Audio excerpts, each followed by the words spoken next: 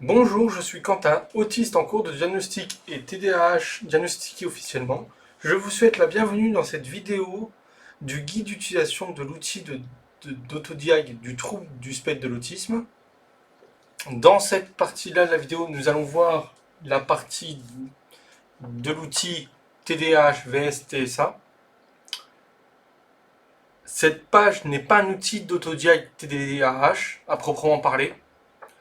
Il peut bien vous orienter, mais il n'est pas le plus complet possible sur le sujet. Le TDAH ne se limitant pas à ce qui est noté là.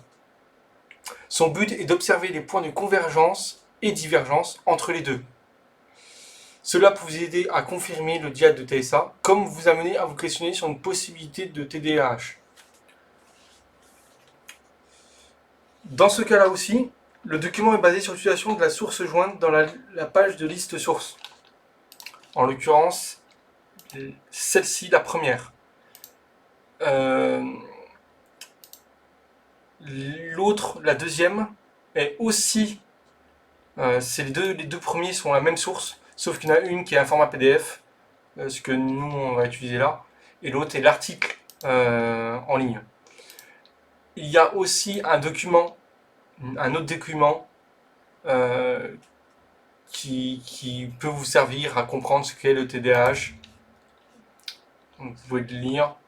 Voilà, c'est un petit truc facile à mémoriser. Vous pouvez le regarder. Nous, on va se servir de ce document ici.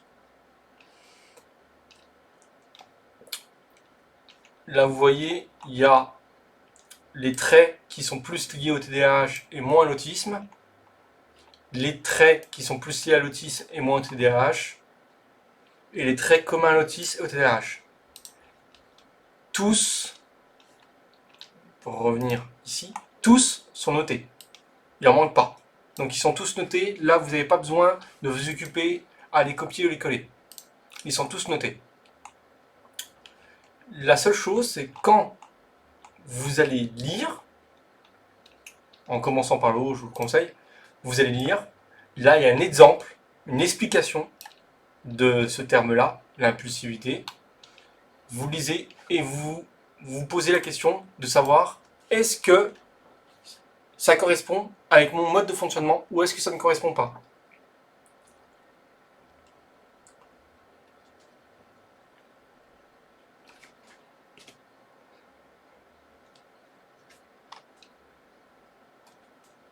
Donc, si ça ne correspond pas, par exemple, vous ne vous reconnaissez pas dedans, vous prenez la case et vous la déplacez, tout simplement.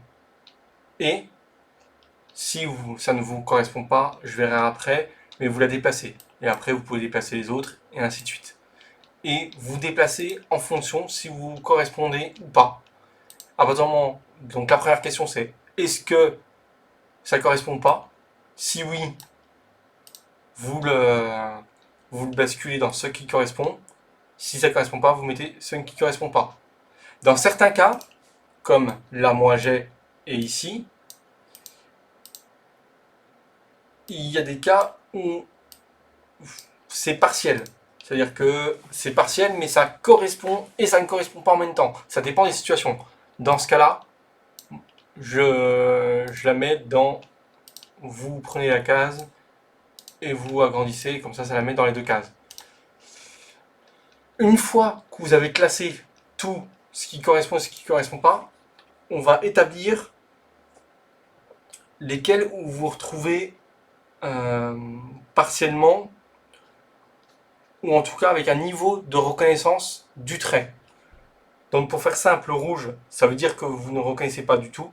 Donc c'est forcément ce qu'il y a dans ne correspondrait pas. Donc là, en l'occurrence, normalement,